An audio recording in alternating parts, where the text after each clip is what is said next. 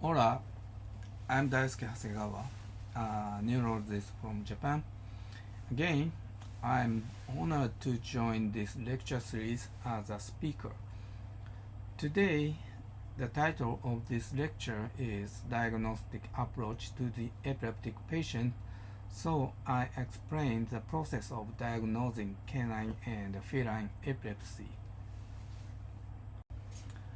Diagnostic approach to dogs with epilepsy was suggested by IBETF in 2015, and then Dr. DeRigio and Dr. Maniana published a very useful textbook in 2022. I recommend buy this textbook very much because I also contribute to this book in chapters on imaging and zonisamide, although I don't get any income. Anyway, I start to talk about diagnostic approach based on IBETF consensus, adding my some opinion and my experiences.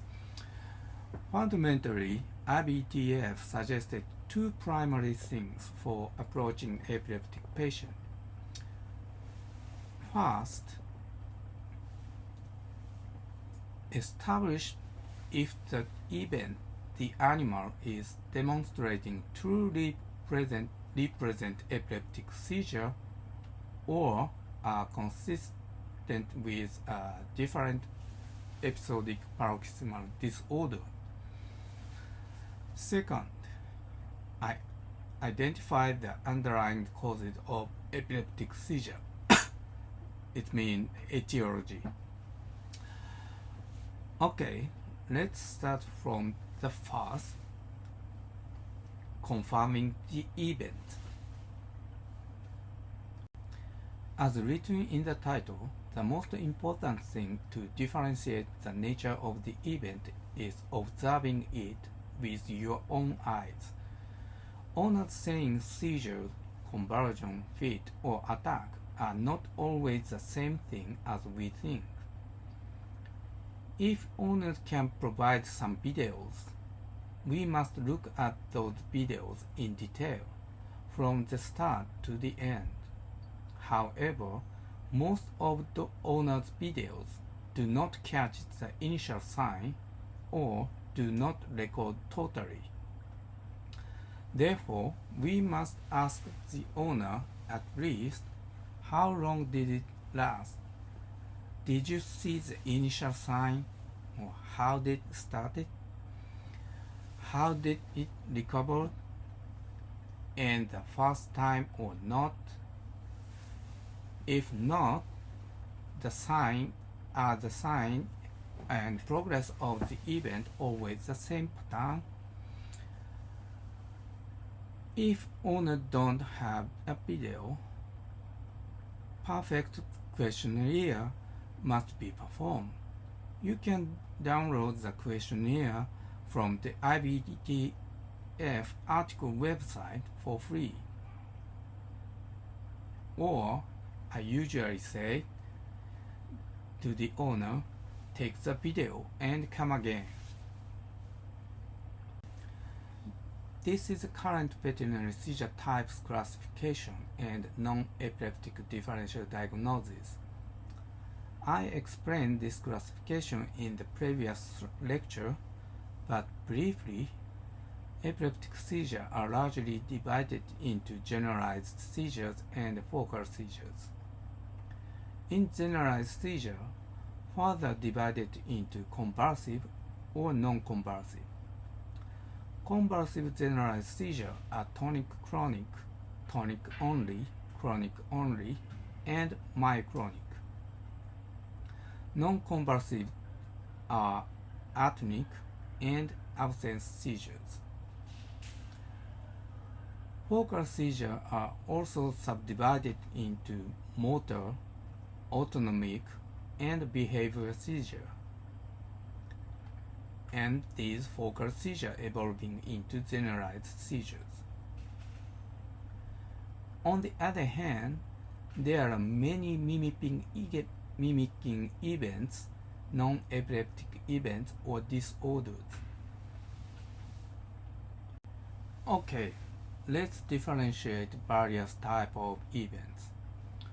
All videos that I'll show you from now are ones that were introduced by owners or veterinarians as seizure or convulsions. Here we go. The first case. What this? At first, epileptic seizure or non-epileptic event. If epileptic, which seizure type?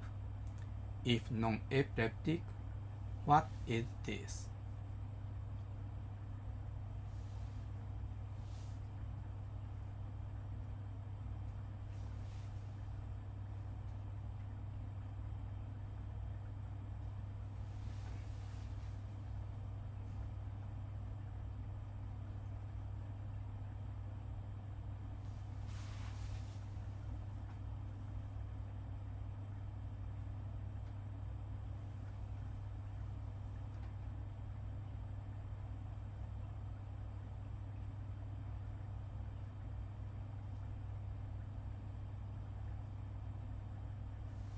Okay, I think all audience can answer. This is epileptic seizure, generalized tonic-clonic seizure, GTCS. This case showed a tonic-clonic pattern. Seizure duration in this case is about 50 seconds. GTCS is the most common seizure type in dogs with epilepsy. Duration of GTCS is generally 1 to 3 minutes. Unconscious from the beginning. Autonomic signs such as salivation, urination, and dejection are common. Next case, the same question. Epileptic or non-epileptic? Which type and what is?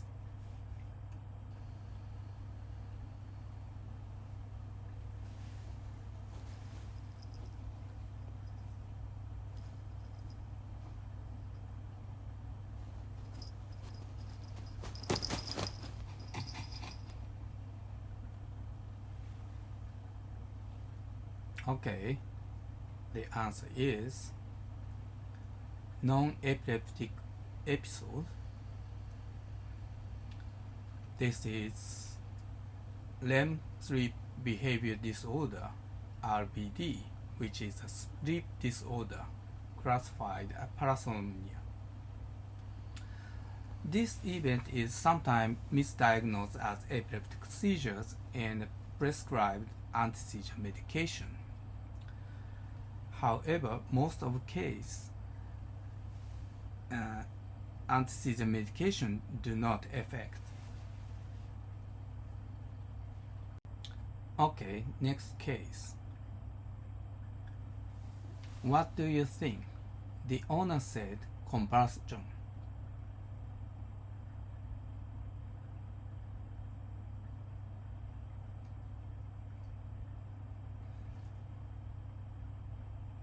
Okay, this is non-epileptic and not convulsion. This is tremor, idiopathic generalized tremor, former white dog shaker syndrome. And most of idiopathic tremor is not paroxysmal event. The dog always trembling.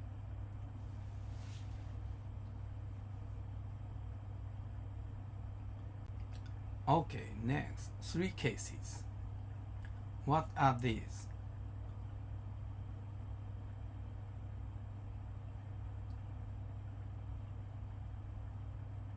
Okay, next dog.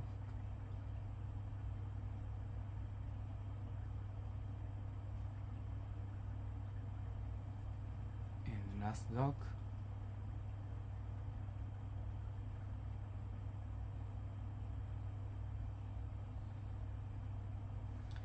Okay, answer is epileptic myoclonic seizures. Myoclonic seizures are categorized as convulsive generalized seizures, and myoclonic seizures are sometimes reflexive to light or noise. The last one is reflex to the menace response, and this dog is a wire-haired miniature dachshund, so he was Lafora disease that genetically confirmed. However, myoclonic seizures are also observed in reactive seizures caused by toxicity, such as metronidazole toxicity. What's next?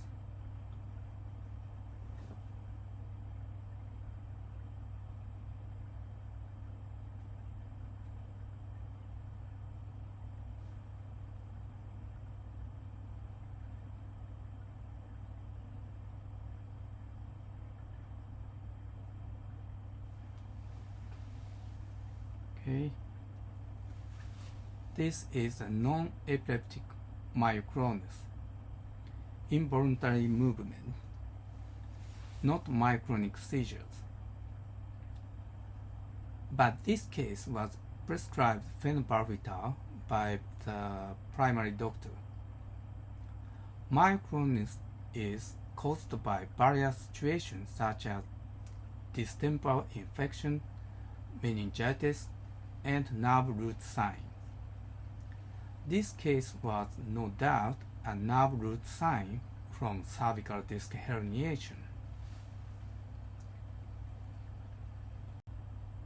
Okay, next two cases. What are these?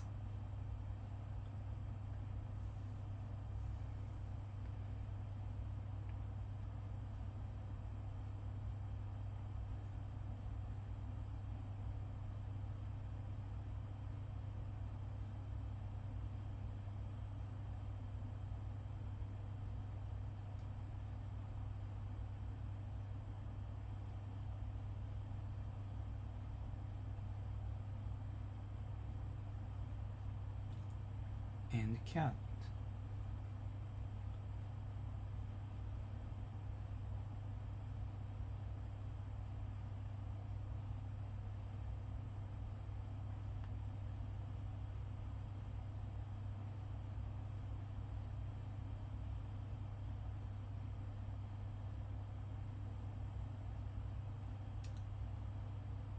Okay, the answer is non-epileptic event, syncope. Both dog and cat have an AB block. Typically, syncope show a momentary staggering immediately before collapse. But need caution, some syncope cases also show generalized tonic-clonic seizure or myoclonic seizure after collapse. So if the owner has a convulsive video only, you have to ask them for the initial sign in detail.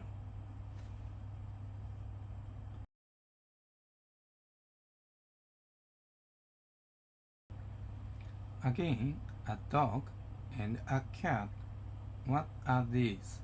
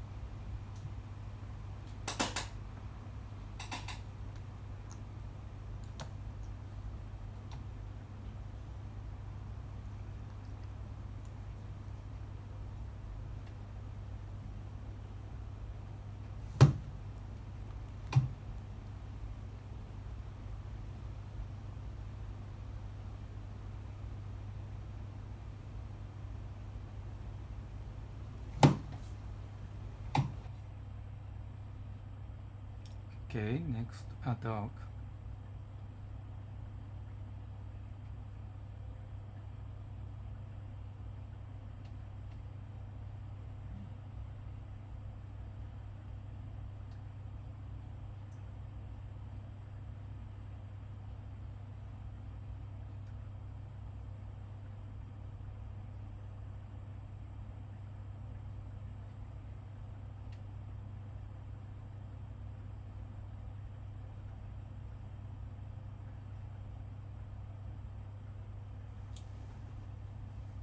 Okay.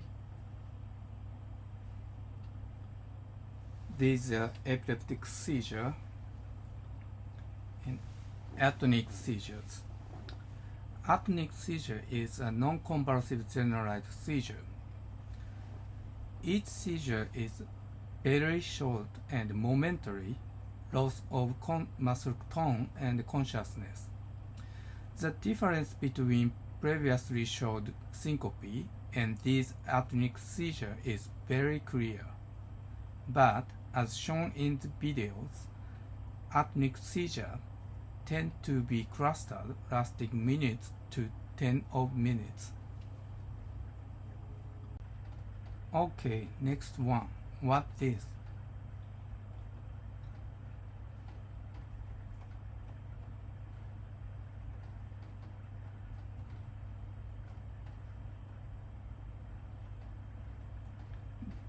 This dog is hospitalized due to surgery for intervertebral disc disease. Very easy, I guess.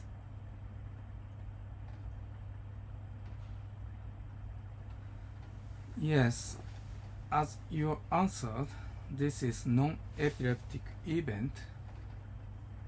It's cataplexy, a sleep disorder. Cataplexy is usually triggered by emotional stimulations, especially happy things. So this dog, when the owner comes to visit, he collapses every time. It's very funny.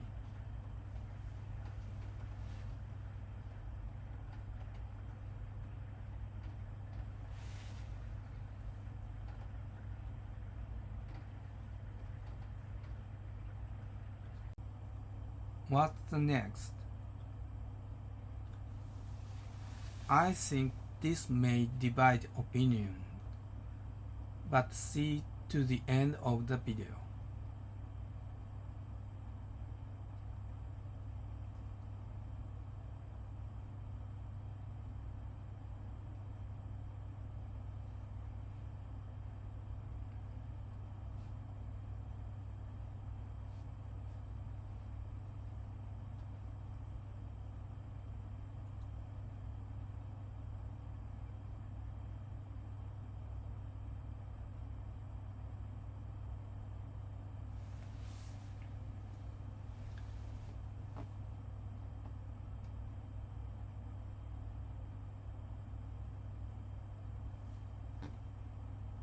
Okay, the answer is focal seizures, epileptic seizures, especially focal motor seizures. Maybe someone answered as paroxysmal dyskinesia. It's important that focal seizures always start from the same limb or the same sign and usually propagate in the same pattern even though the duration is varied. Although duration of focal seizures are usually several minutes, accompanied by autonomic signs or altered consciousness as duration increased. This dog shows oral automatism such as licking and yawning. If the seizures evolving to GTCS, epileptic seizure is definitive.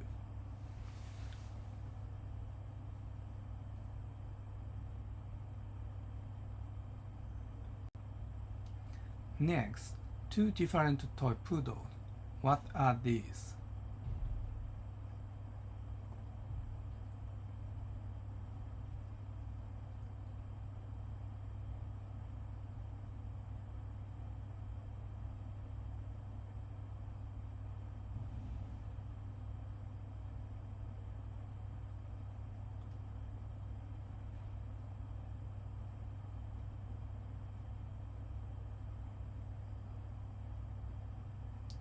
Okay, the video is pretty long, so these are non-epileptic events. Yes, paroxysmal dyskinesia. At present, there are many toy poodles with paroxysmal dyskinesia in Japan. Differentiation between focal motor seizures and dyskinesia is comparatively difficult. Eventually, EEG may be necessary. However, focal seizures always initiate from the same unilateral limb and when propagated to the opposite side, usually cannot be standing and accompanied by other epileptic signs as told in the previous slide. On the other hand, paroxysmal dyskinesia usually involved multiple limbs randomly and trembles head or body with normal consciousness. And duration of events is often longer than epileptic seizures.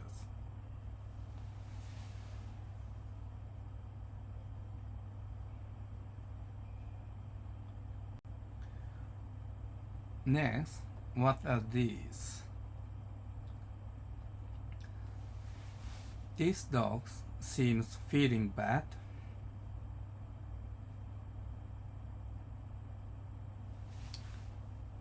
And this is long video, and so some shortcut.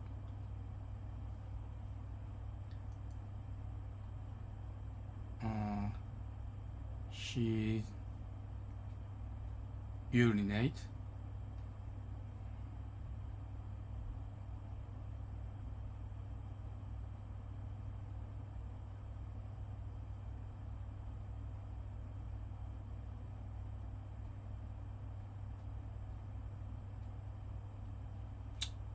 And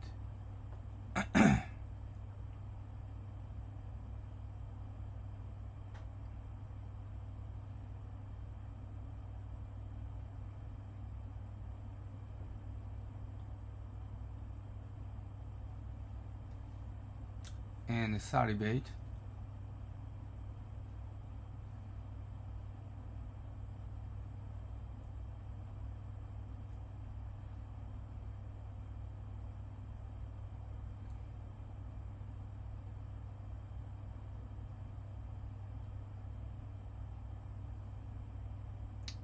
And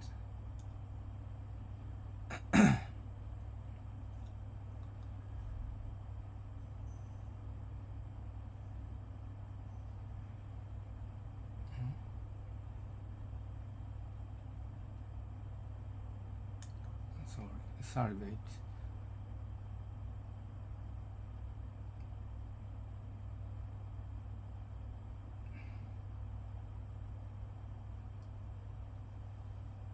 Maybe dilated pupils.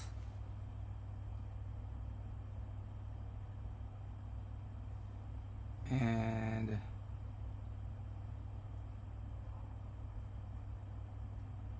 okay, and wobbling.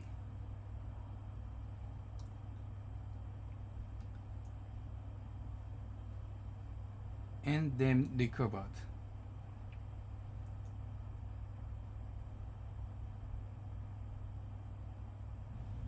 He recovered soon. Okay, and this cat.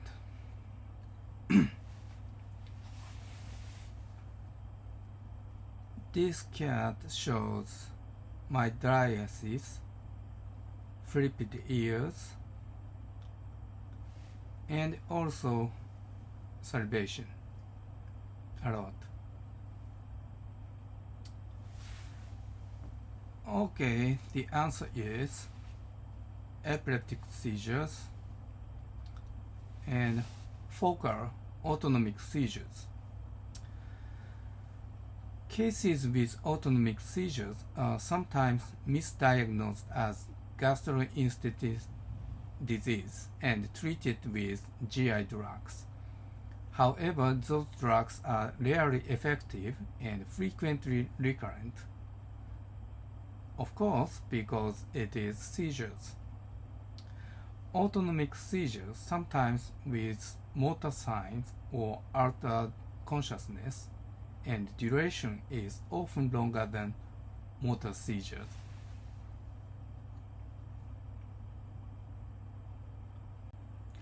How about this? You must get this correct answer.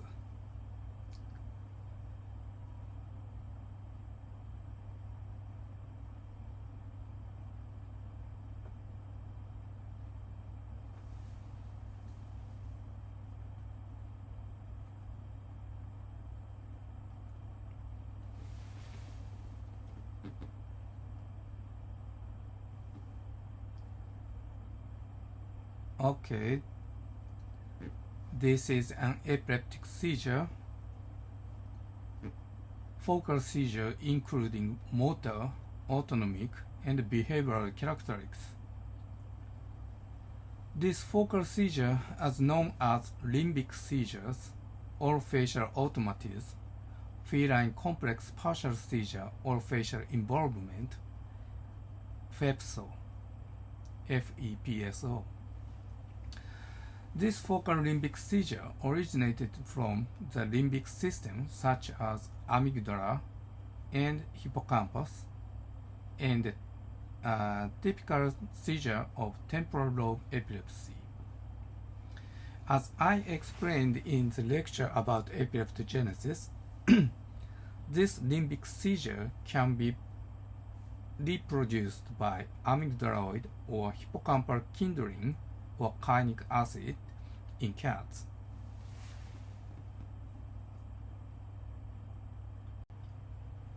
Next, what this?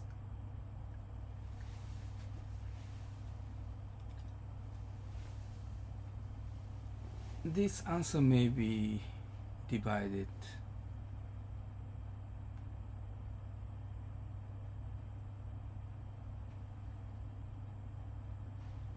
Okay, the answer is fly biting or fly catching syndrome, but eventually this case was diagnosed as epileptic and focal behavioral seizures. But people who answered as abnormal behavior, obsessive compulsive disorder, or retinal disease may be also correct. Fly biting is a syndrome, so maybe we cannot differentiate whether this is epileptic from video only. However, this dog did not respond to any stimulation or calling during this episode. It was more likely altered consciousness. And he had epileptic discharge on EEG and responded to anti-seizure medications. Anyway, focal behavioral seizures are very difficult to diagnose. Behavioral seizures correspond to focal sensory seizures in humans, in which the patient can tell their strange sense or symptom themselves. So we, veterinarians, are only suspecting dogs or cats' sensory changes from their behavior. You know what I mean? Okay, next, two Frenchies. What are these?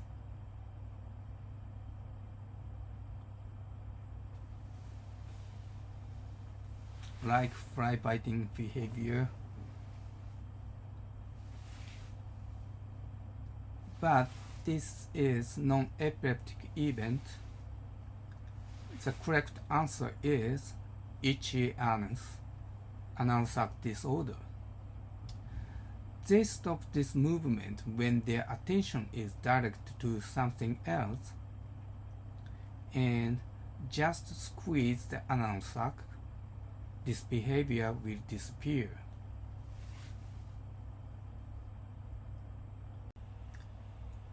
The last one. What this? It's very easy.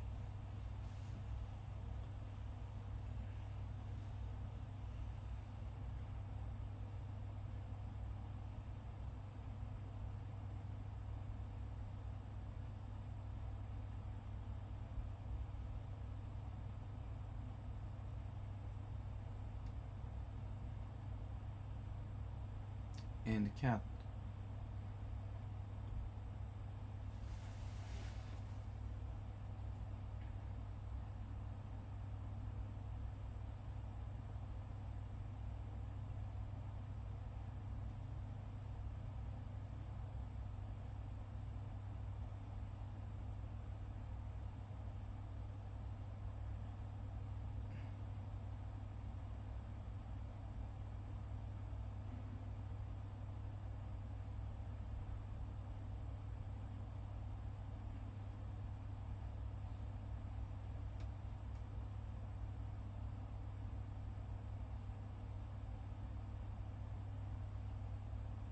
Okay, cat video is pretty long, so this answer is, oh sorry, oh shit. The epileptic seizure and the answer is focal seizures evolving into generalized seizure. So formerly secondary generalization. At present, in human classification, as I lectured previously, it would be called as focal to bilateral tonic-clonic seizures. Okay, we finished the quizzes.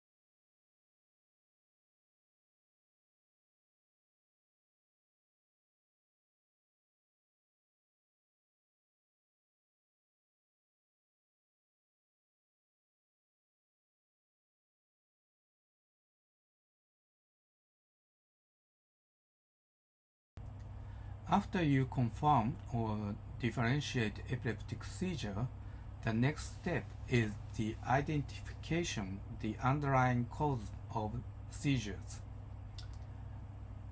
That means classifying the etiology. This is epilepsy classification, which is also explained in my previous lecture. To differentiate or diagnose those etiology, IBTEF suggests the way of approach. Concept of a diagnosis of idiopathic epilepsy is rule out the causes other than the genetic factor. Therefore, diagnostic accuracy increased as much as various tests performed. But that is cost and time consuming because all tests except EEG would be normal. So that IBETF proposed three-tier system for diagnosing idiopathic epilepsy in dogs. This three-tier system is not only diagnosing idiopathic epilepsy, but also useful for diagnosing structural epilepsy and excluding reactive seizures. But still, there is no proposed criteria for feline idiopathic epilepsy. Okay, this is Tier 1 confidence level for IE. Let's look at each item. The first item is 2 or more unprovoked epileptic seizures occurred at least 24 hours apart. This is the definition of epilepsy, so that if the patients do not fit this criterion, they are not diagnosed with epilepsy. This definition and acute symptomatic seizures or reactive seizures are also explained in my previous lecture in detail. Next item is age at the seizure onset.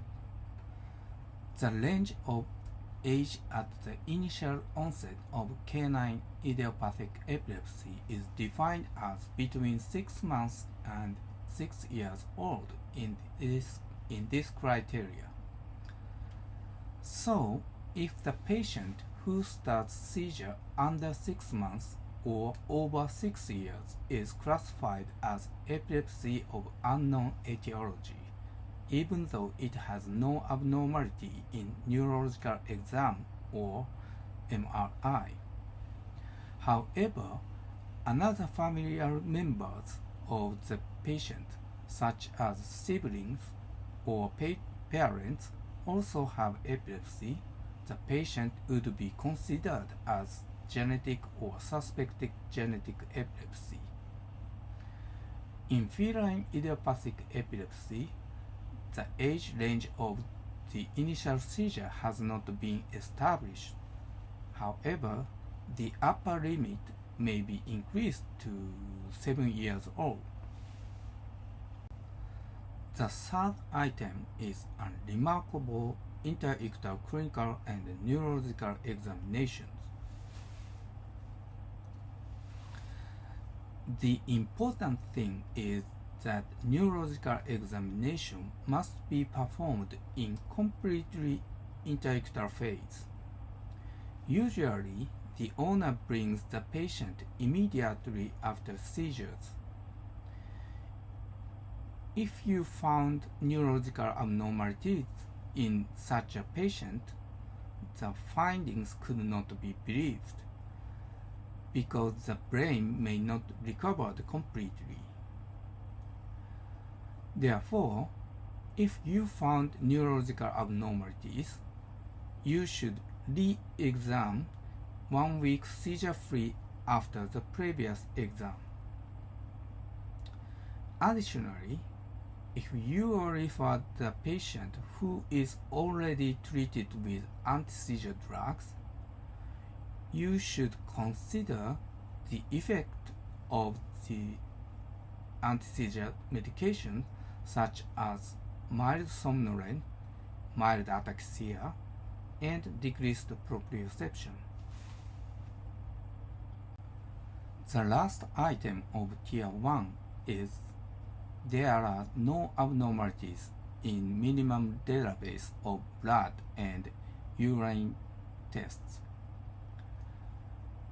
Blood tests including CBC and serum chemistry listed in the slide are essential to exclude or approach to reactive seizures because caused by metabolic or toxic diseases.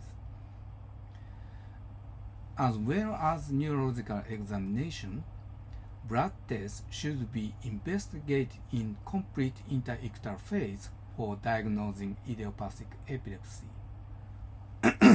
Because immediately after seizures, glucose, ammonia, BUN, bilirubin, electrolytes, AST, and CK are often altered by convulsive seizures, especially cluster seizures or status epilepticus. Therefore, we are often difficult to judge those abnormalities in the post-ictal phase, whether caused by underlying disease or caused by seizures. So, I recommend blood test is also performed again 1 week after the last seizures. On the other hand, although I have never encountered helpful finding in urinalysis, performing urine test and its normal finding is included in the criteria of idiopathic epilepsy.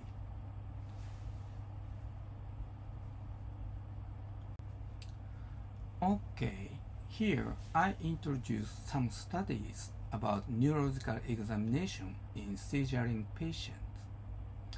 The first one is the study using 99 dogs with seizure onset at over 5 years old.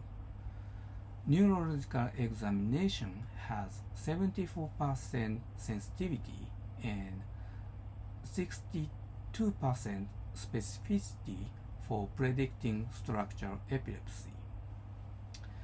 The next study, using 404 dogs with epilepsy, 33% of dogs with structural epilepsy had normal interictal neurological examination.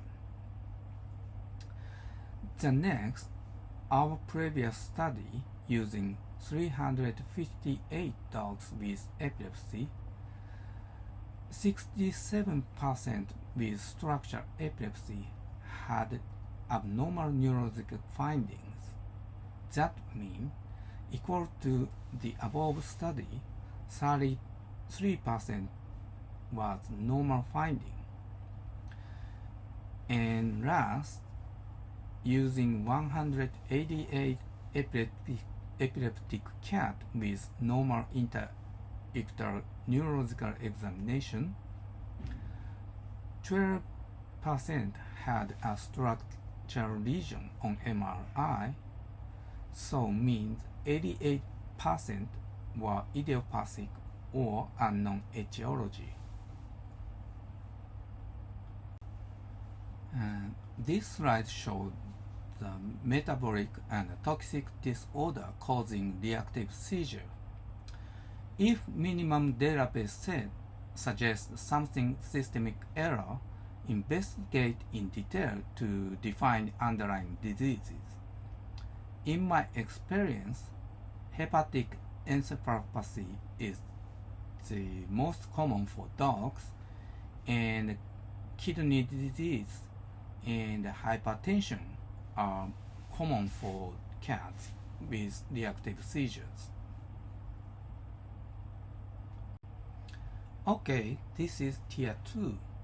If you want to require the definitive diagnosis of idiopathic epilepsy, the case must be cleared all items of tier 1 and performing fasting and postprandial total bile acid measurement to exclude hepatic encephalopathy. But here the importance of this level is MRI and CSF analysis. Those tests can exclude or diagnose structural epilepsy. Again, MRI and CSF also should be performed in the interictal phase. Okay, I will talk a little about MRI in epileptic patients. At first, as a rule, idiopathic epilepsy has no lesion on MRI, referred as to MRI negative or non-lesional epilepsy. However, sometimes post-ictal changes or chronic epileptic brain damage may be observed even in idiopathic epilepsy. Post-ictal changes are observed immediately after single seizure or during severe cluster seizures or status epilepticus. The three cases of the left shows the post-ictal changes. All images are FLAIR image. This case has bilateral hyperintensity in cingulate gyri. This case showed bilateral mild hyperintensity of the hippocampus. And this case showed the left temporal swelling with bilateral hippocampal hyperintensity. As shown in these cases, post-ictal changes are usually observed in bilateral or unilateral limbic system. These hyperintensity usually suggest vasogenic edema caused by excessive excitement of the neurons. If such changes are mild and recurrent seizures are treated adequately, those changes are reversible and recover to normal within several weeks. So if you find the post-ictal changes, you should recheck MRI about 1 or 2 months later. Previous hyperintensity will be disappeared. However, very severe cases or refractory cases or untreated cases, these changes will be progressed and be necrotic. The right image is that experienced about 24 hours refractory status epilepticus 2 months before this imaging. Bilateral amygdala and piriform cortex showed the symmetric necrotic cavitation. Of course, such chronic lesions are not reversible, so the dog must have permanent after effect. Furthermore, I think this is also one of the chronic epileptic brain damage, hippocampal atrophy in dogs. In humans with temporal lobe epilepsy, hippocampal sclerosis, which is volume reduction and T2 hyperintensity, is the most common histopathology. In dogs, hippocampal atrophy is rarely encountered, but it seems a fact that there is asymmetric hippocampus with statistically significant in dogs with epilepsy compared with healthy dogs. On the other hand, a syndrome of feline temporal lobe epilepsy often have hippocampal sclerosis or atrophy. Diffusion-weighted imaging, DWI, is one of the advanced sequences of MRI, which is typically used for diagnosing superacute phase of cerebral infarction. Due to the pathological similarity between infarction and severe seizure activities, DWI can be applied to epilepsy, especially applied to status epilepticus. This is time course imaging of an experimental status epilepticus. DWI, the upper lane, can detect the hippocampal changes earlier than FLAIR or T2 imaging.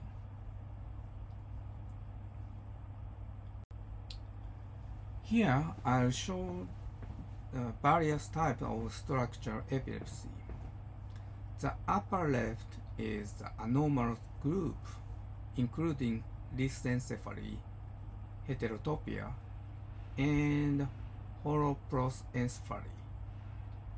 The upper right is neoplasias, including glioma, meningioma, and metastasis of the hemangiosarcoma.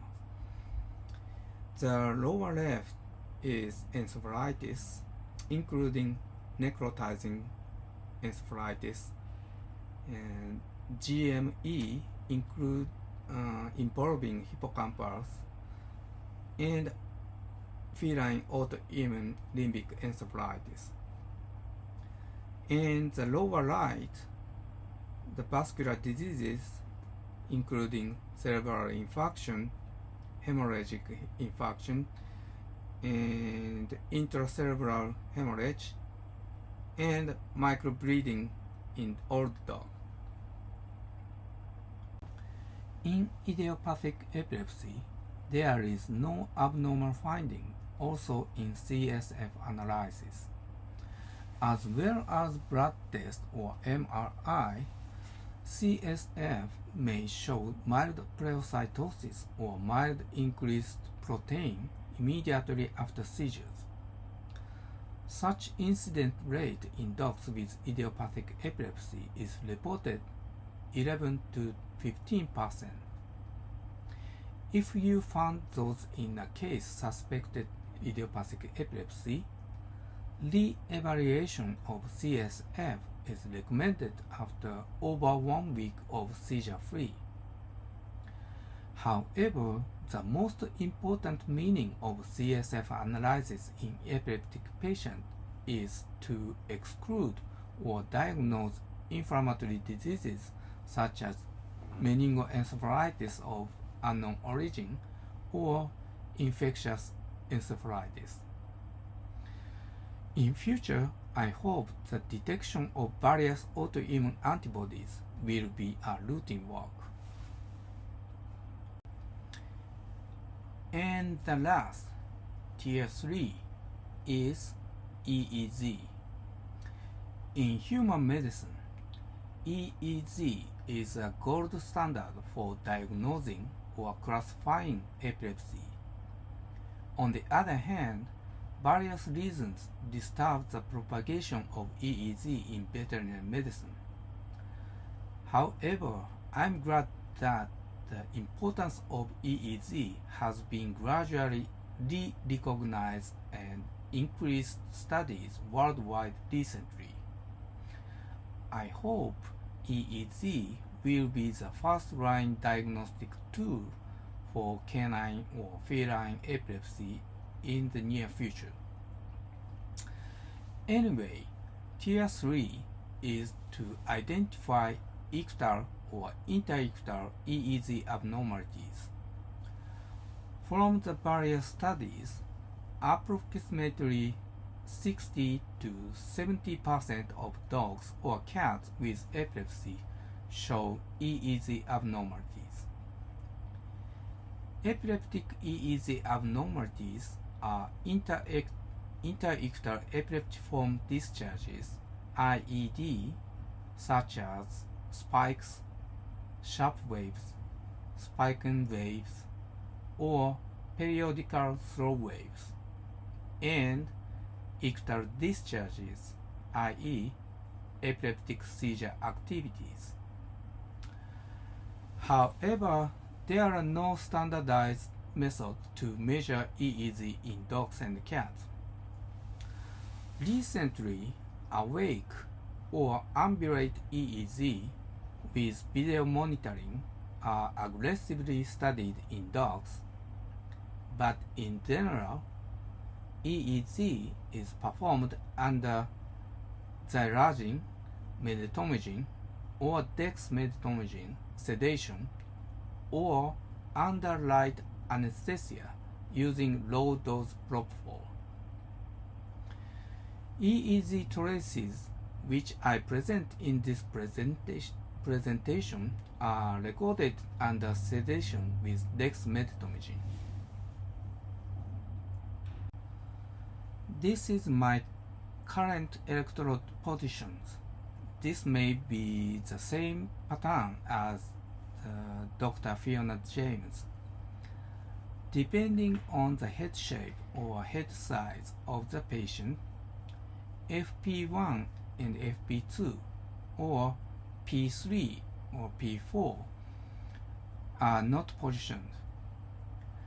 I usually put a reference electrode in the nasion or the nose tip and ground electrode on the neck at the rostral to the spinous process of C2.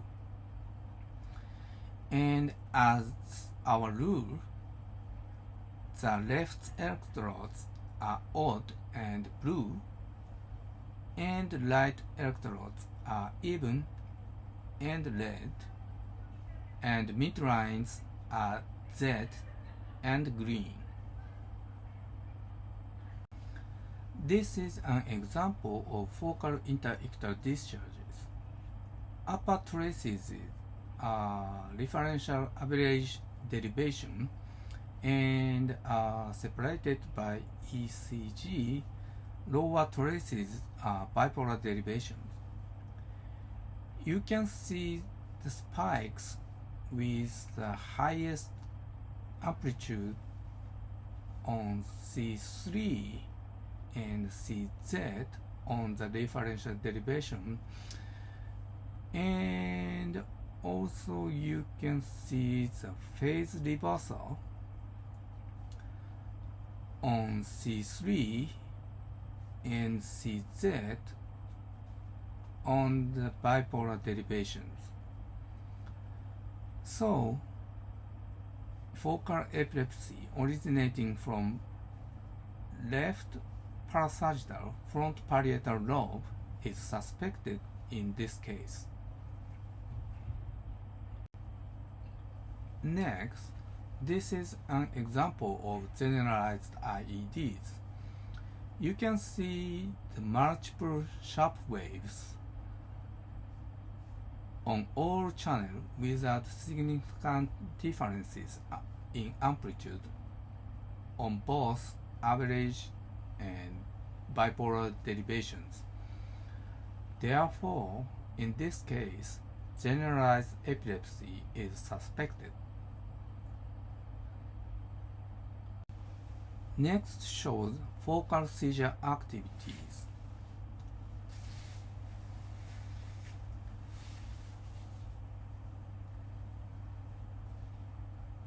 You can see the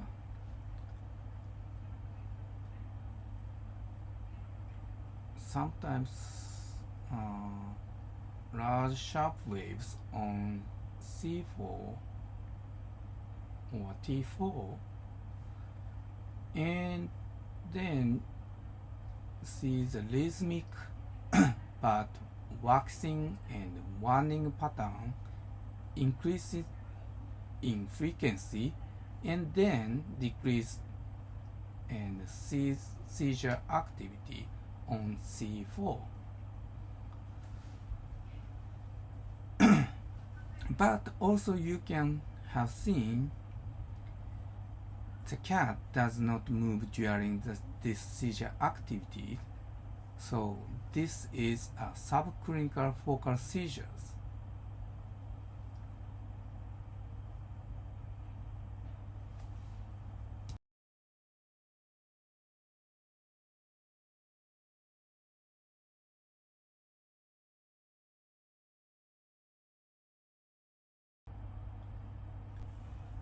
And this is generalized seizure activities.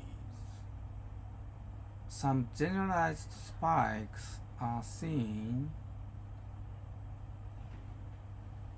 like this.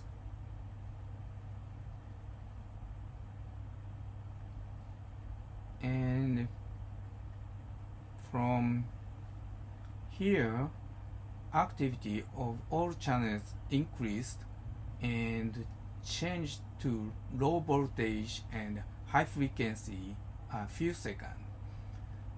Then rhythmic generalized and spike and wave pattern occurred with clinical seizures, although muscle activities are contaminated.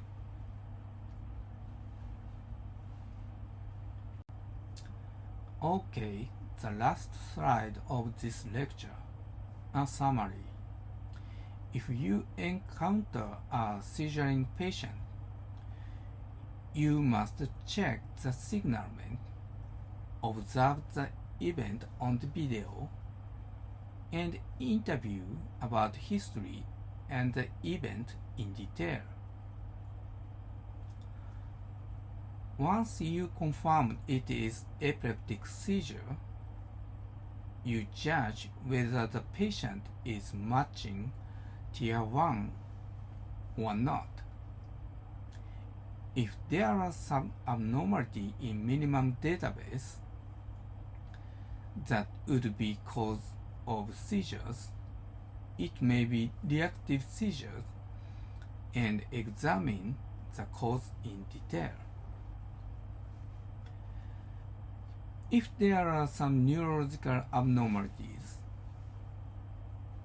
you should go MRI and CSF to diagnose structural epilepsy. If the patient matches with Tier 1, you can go Tier 2 and Tier 3 with informed consent with the owners to definitively diagnose idiopathic epilepsy or unknown epilepsy. Or you can start the treatment. Alright, I finished this lecture. If you have any question, please mail me via Betcam office. I hope this lecture will help you, and thank you for listening and watching. Goodbye.